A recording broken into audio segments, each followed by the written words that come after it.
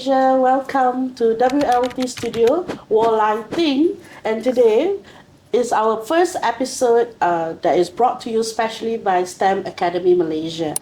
So today, for our very first episode, we have a very special guest to unveil and to talk a special topic that is very close to the parents' heart. And we are starting with something that is going to be related to child's development, right? So if we look around and we ask around among all the parents, young parents, old parents, even grandparents, I would believe, they always wonder whether or not their child is actually doing well in school, right? And the question always raised up in their head.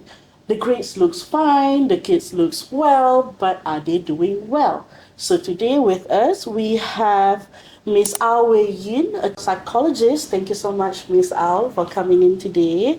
So she will be talking more and be guiding us throughout this episode to help parents out there to understand better on the child's perspective.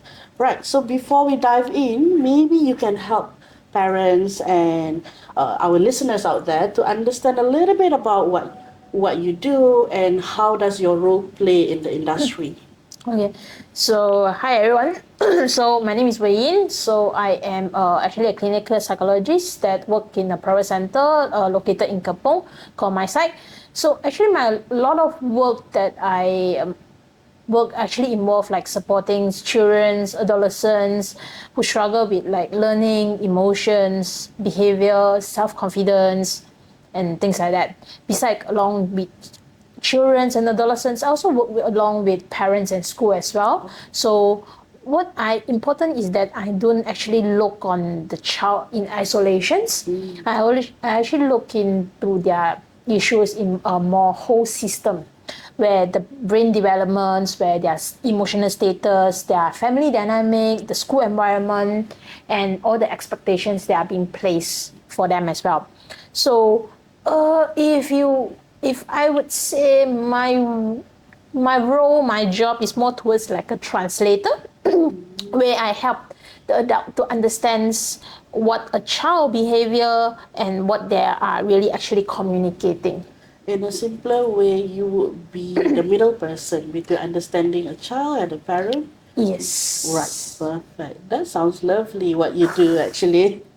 Right. So basically, you work with families, you work with institutions, schools, and so on. So what actually made you being pulled to be into this field to do what you do today? Okay, so over for the past years, we actually noticed that a lot of children or students they actually come in with a lot of emotional issues, like they have anxiety, they have emotional difficulties, emotional outbursts, or even some of them having stress, burnout, and things like that. So even they started to have this trend happen in a very younger and younger age as the time passed by.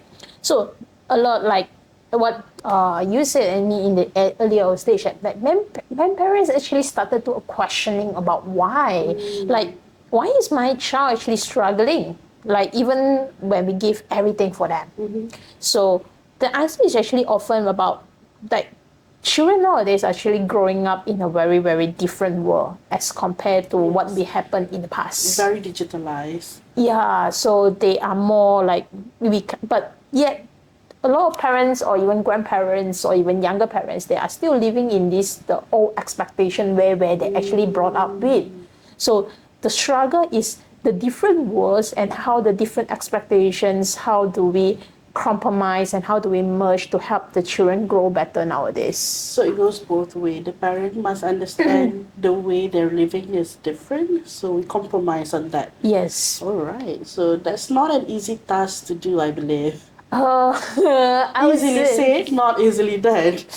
that's why it struggle. So it requires a lot of efforts and a lot of like openness to understand from a both party point of view and help them to understand the gap. I always use that this is actually the gap between the child, the world, and the parents, between human and human. Right.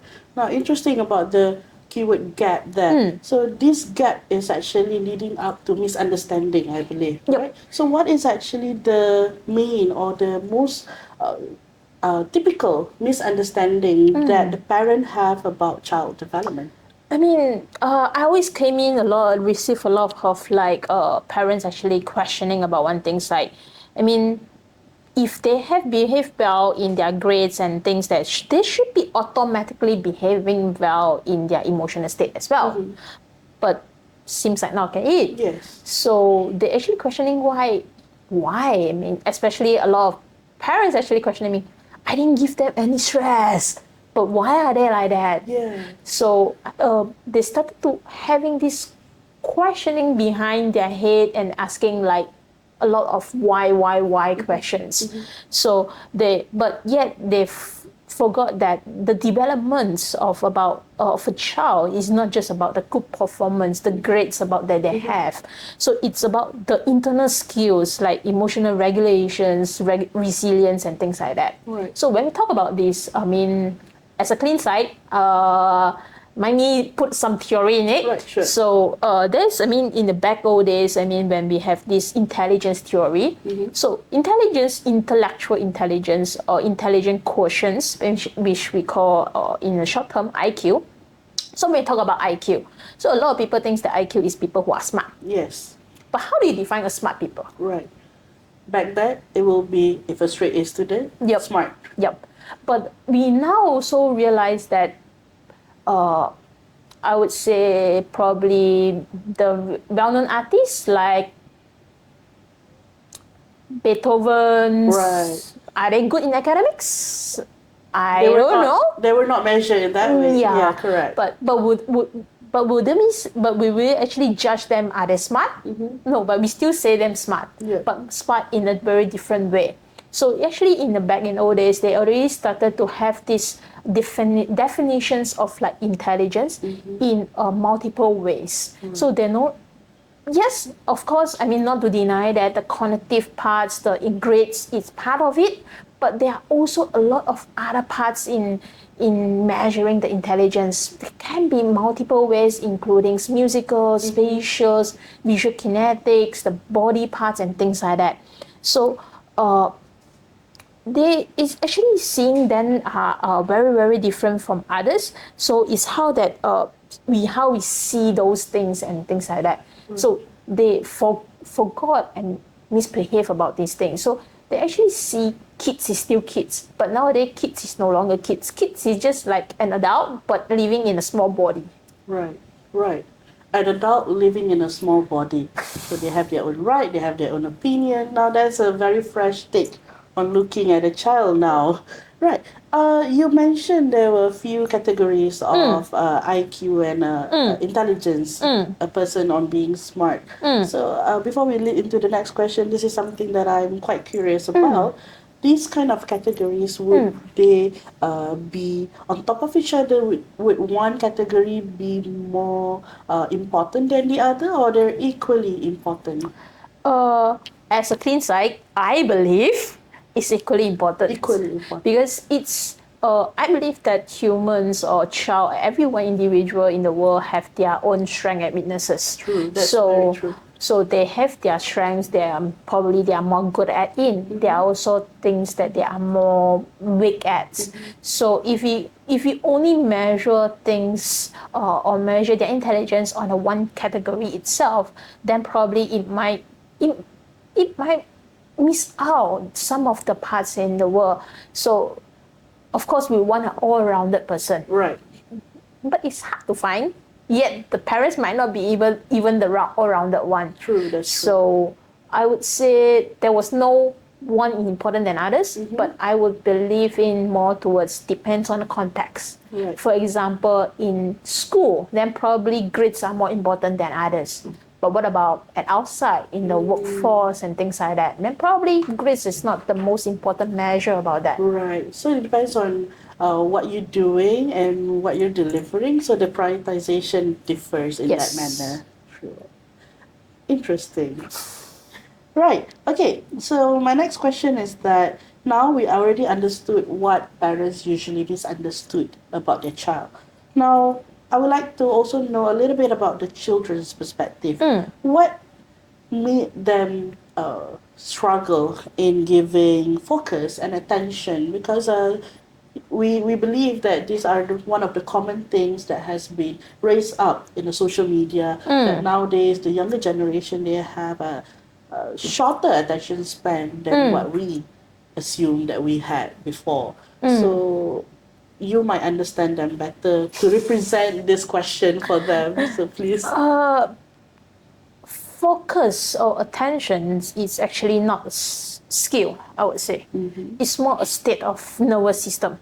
Nervous system. So it's how our body, our brain actually being on the state of like, are they paying attention? Are they be able to put in the right state so that they can be focused? But we all know that nowadays we are living in a very digitalized eras and things like that. So they are often maybe having a lot of like overstimulations. They have a lot of emotional pressures. I mean, they tends to have a very little downtime. So all of these factors can be lead to having difficulties on how they're actually having these states of nervous focus or even in the right nervous systems where they can be pay attentions. So especially in today's world, there are so many actually interesting things in the world that people actually like beyond books. So attention has been something more precious than ever, which I actually think. Like people nowadays trained to live in a very fast-paced environment. Yes. So like which makes it harder for us to stay focused. Like because on one thing for a long time. Like even adults are struggling with this. Yes. I mean, for adult, the ability to do many things at one time is considered a bonus skills that you can have. Yes. So like, I mean, even adults are struggling with this. And how can we actually expect of children having this ability to do that? So I think it's only natural that children will also facing the same issue as well, challenges, because they're unable to find themselves focused, that despite that they actually know that they need to do. But it's just that it's too hard for them to do that because like they have a lot of stress, the emotional frustrations is starting to build up slowly, gently, and things like that. So when the brain actually went to in an overwhelm or in a very stress, it actually lead to a cycle of anxiety, self-doubt, and actually eventually will cause it more difficult into concentrating. So it's actually everything is actually leading to a very bad vicious cycle. So a stressed brain actually eventually will go into a survival mode. So it's not about learning anymore. So I mean, no matter how they are really focused or they are really sitting in front of the tables, looking at the books, might not even actually help them to learn what they actually learn. Right. So you can't. I mean, I used to have this analogy that you can't expect a phone to run smoothly when there was a lot of background apps running at the back. Right. That's a very clever metaphor. So, yeah, so I mean, the phone will jam. Yes. And then eventually the child brain will jam as well, and that's why what do you It's too much. At one point, it's too much. So what do we need to do? You need to clear out all the background apps, the unused things, and then they'll only be able to focus. But how can you focus on one app? How long can you be? Yes. And then eventually you will still swiping apps and apps. Yes. So it's same things with our brains. So, I mean, it's totally same on how the child behave and also the adult behave and things like that. I see. Right. So now, when you were answering the previous question, it relates back to them being so fixated on this digitalized world, right? So what we do at STEM Academy is usually we also offer hands-on learning. Something that is more physical, not entirely digital. So I also wonder if it is actually good because theoretically we feel like, oh, this is another method of learning. So we propose that to parents, we have these activities. But what actually is going on in the child's brain during this hands-on learning activity? Actually, when we talk about hands-on learning, it actually activated multiple parts of brain during these learning processes. Like once there was a movement, sensations, emotional, and also problem-solving mode. So it's multiple brains actually being activated for whether the left brain or the right brain. So when we are having these sensations, when we are pacing in this, and we are and in a good environments, and we are actually into this environment, it actually helps us to learn better. So it creates a stronger neural connections. So to help that them to enjoy or remember what they learn. So as compared to the passive learnings. So it's I mean, use I'm my sorry to example. jump in. Maybe some parents would like to know what are examples of passive learning. Yeah. So for example, like I mean nowadays people a lot of like doing a lot of online classes, and a lot of people doing physical classes. I use myself as an example. I don't pinpoint anyone. I do attend online classes as well, and I do enjoy any physical classes as well. I do find something very different is that despite how I set up all my environment on the online classes, the attention span is always shorter. Very low, yeah. And I always, at the end of the day, and even in the mid of the day, I'll start to I want to go toilet, I want to go playing my phone a while and things like that. Right. But I find it was quite rare when I was attending a physical classes. Probably because the class is more engaging, there's more hands-on activity, or even sometimes there's a pressure. Like there's a pressure that, no, everyone is seeing you, you shouldn't take your phone out and things like that. Right. So these things are It causes you to be more aware. So that's I actually believe, and there is still a value about physical classes. It's not that I devalue about the online classes. I mean, it does help. It helps. But in some point of time, I believe in hybrid mode. Right. So that there is a combination between two things, which will be good. So it's more effective that way in terms of the neurology relation to that. Yes. So I mean, it's like nowadays. I mean, a lot of parents, I mean, know how to drive. Same thing. When you go to the driving school, if there's no technical class that tell you how to drive, there's only lectures. Do you know how to drive? No. So having lectures, knowing how to drive, and you really drive out by yourself is totally different things. So that's the differences between all those that. I see. All right. Okay. So again, I think we have yet to really understand on the experience of the child's brain. So I think in a way you were mentioning because of this stimulation that is happening during the hands-on learning, I would say when you say hybrid is better, so to have passive and also hands-on is the best way for a child to learn. Yes. So it's more, it's not really passive, but more towards it's not really I would use the word rather than interactive. Interactive. So class. how interactive of the class it is, and because when we do a lot of hands-on activity, it actually create a lot of interactions. It does. So this interaction is something very, very valuable, which a lot of like technologies or any other things cannot be replaceable, and humans value interactions, and humans actually seek for interactions. So, and that makes hands-on learnings and things like that are more valuable nowadays. All right. I agree. So far, I agree with what Ms. Au Wei Yin has been sharing with us. Right. I think it's not here. When we're supposed to take a break, should we take a break? Because I feel like we can get going, right? Okay. All right, cool. All right. So parents, now we will also venture more into another aspect of today's topic, which is related more onto skills, confidence, and what parents can start doing to help the child's development. So Ms. Au, my follow-up questions to our session earlier is that parents often hear about hands-on learning, right? They hear it on social media, but in fact, STEM Academy advocates on that. But do this parent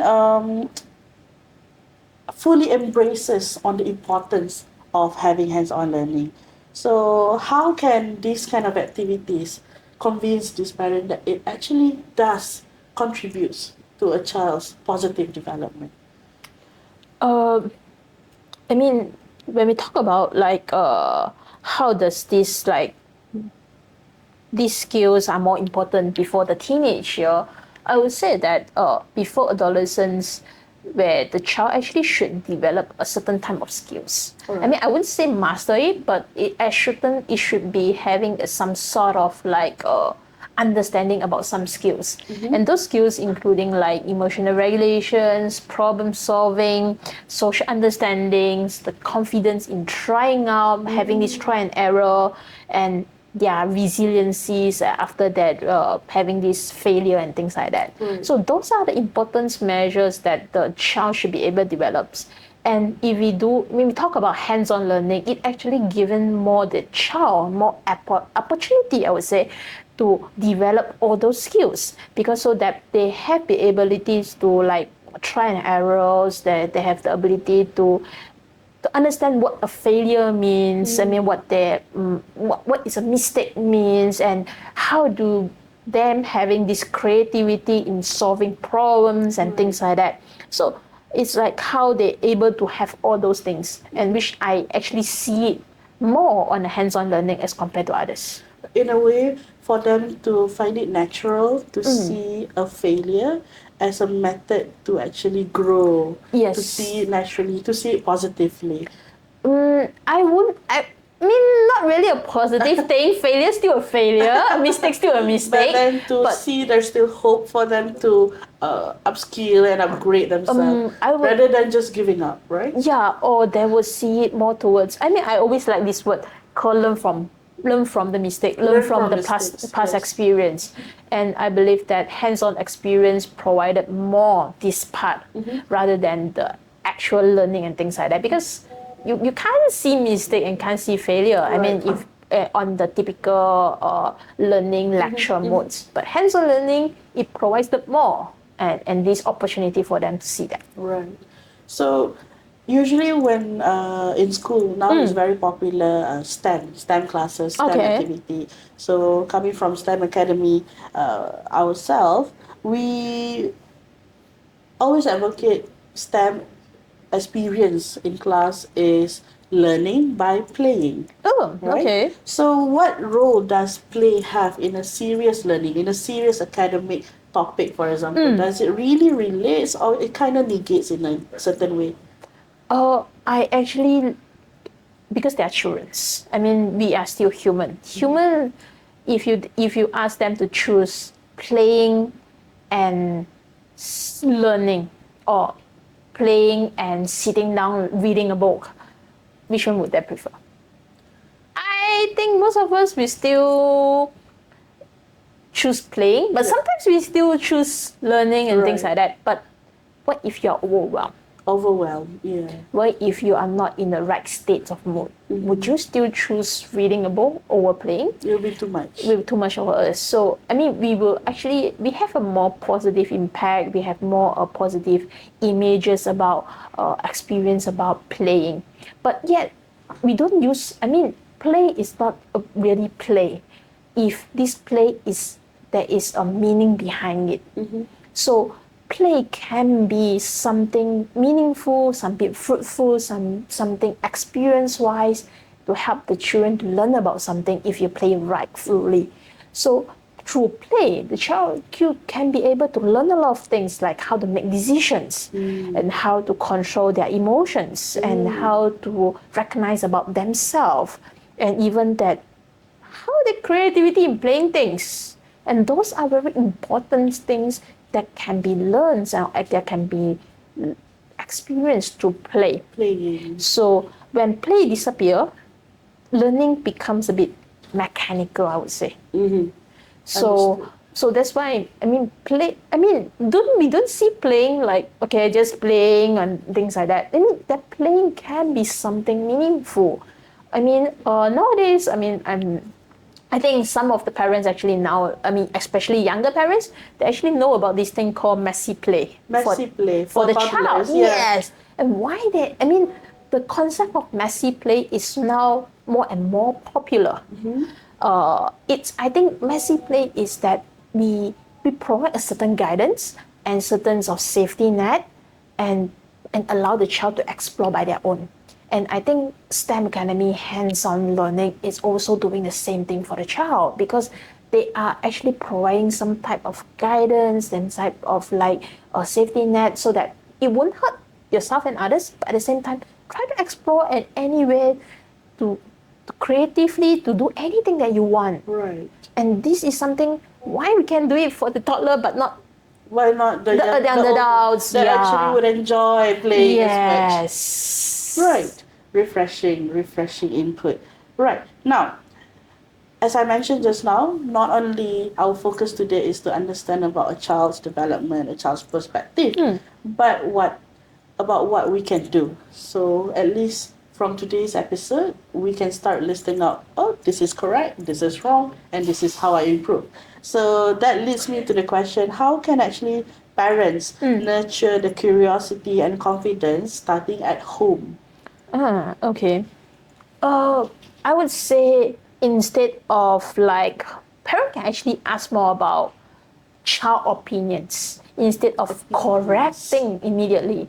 So they may have, I mean, when we talk about opinion, it's no longer right or wrong answer. I mean, we want to see what the child stand. So they may come up with very tedious, creative way on speaking their language.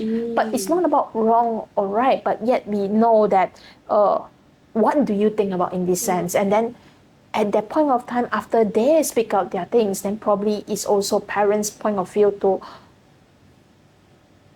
give them their opinion as well, or even to tell them what is a better way and things like that. So when we talk about these things, I always don't correcting them immediately, but asking more on their opinions. That would be the first one. Right. The next one is we celebrate effort, but not the perfections. So effort need to be celebrated because perfection may be require a long time, a long process, or even very difficult to see, I would say. But the effort can be recognized. Right. And especially when we know that child has little and more lesser attention and also efforts, and they run their attentions and things interestingly. So giving them recognitions about their efforts, it's also motivate them to learn more and things like that as well.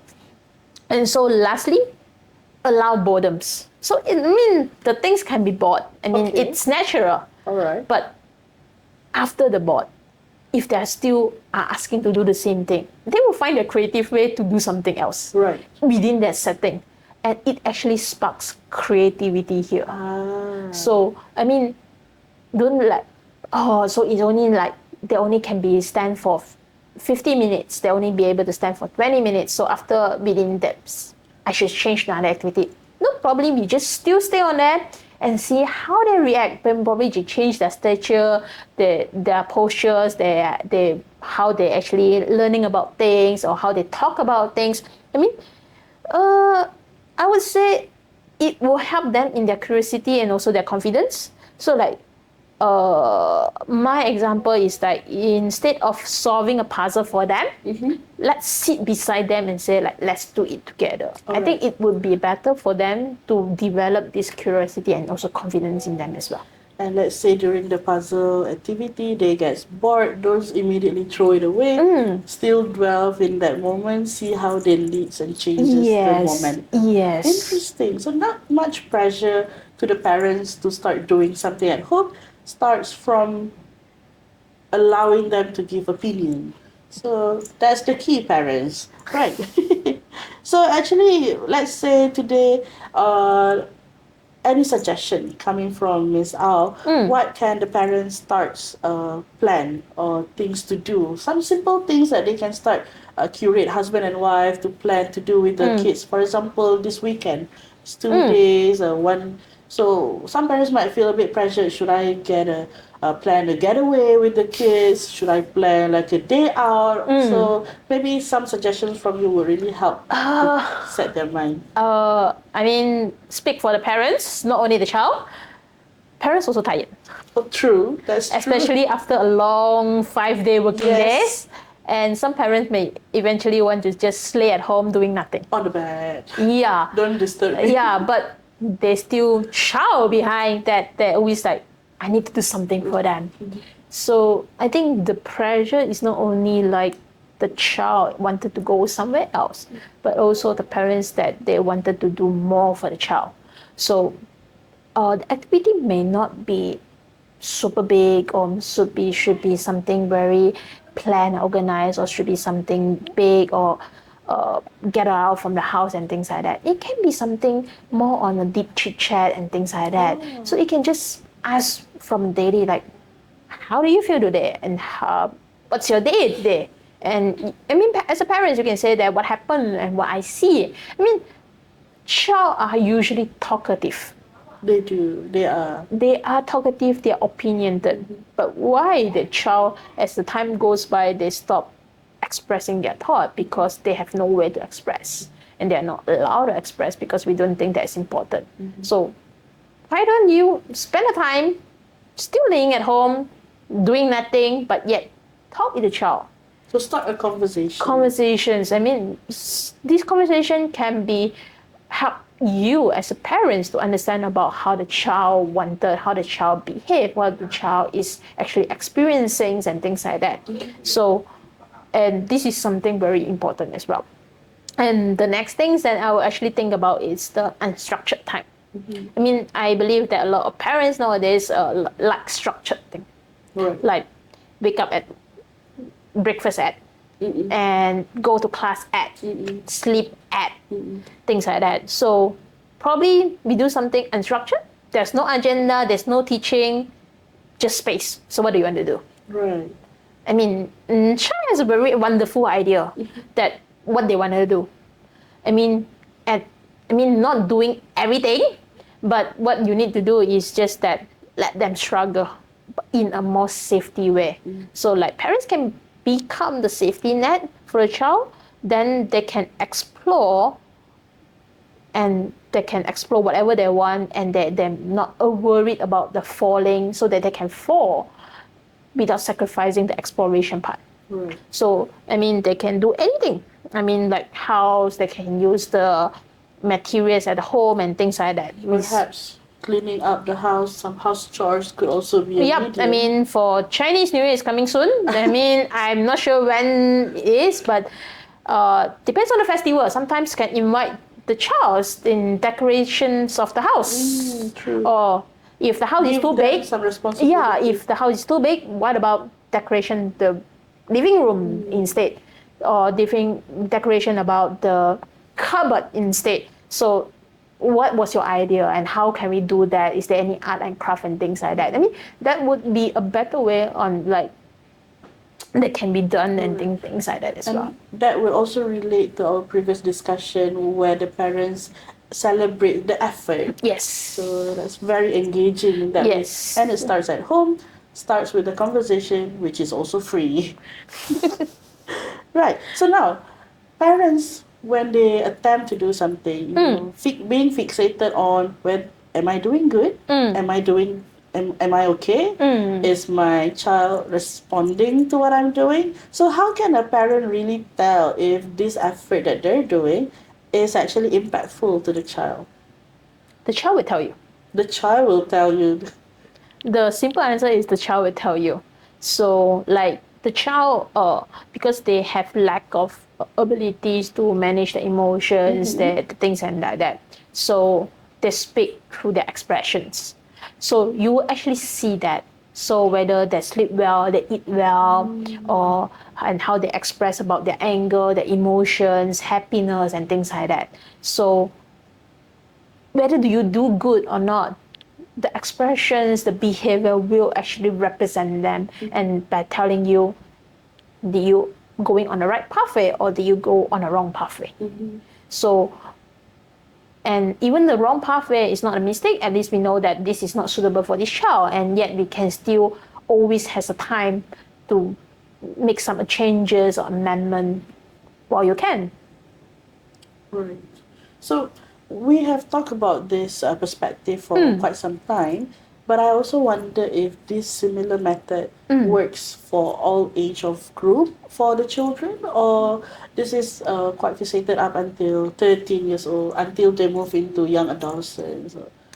I would say it's more key. I mean, as they, like we said, the children nowadays are actually a smaller adults. I mean, they are adults living in a smaller Small body. bodies, yes. So as they started to grow, they started to learn and experience more things. They also have more and more opinions and more emotion and things like that. The concept, the core value should be still the same, but the methods on how actually we deliver it can be different. Okay. So instead of like you telling them that what to do, what not to do, for adolescents or for young adult, They would like they to would have like more to have more authority. authority. They respect respect things and that. I mean, the core value is more about respect. So you respect the child, so you should also respect the adolescents and also the young adult as well. So when they gain this mutual respect, it's something they actually value as well. And when they get them respect, they will respect you back and they will talk to you more and things like that as well.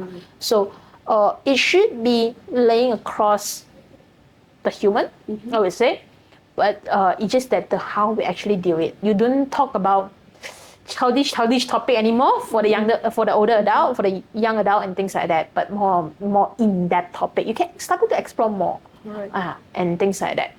So the key is still to the parents to remain understanding that your child is just another adult living in a smaller or a slightly bigger bodies.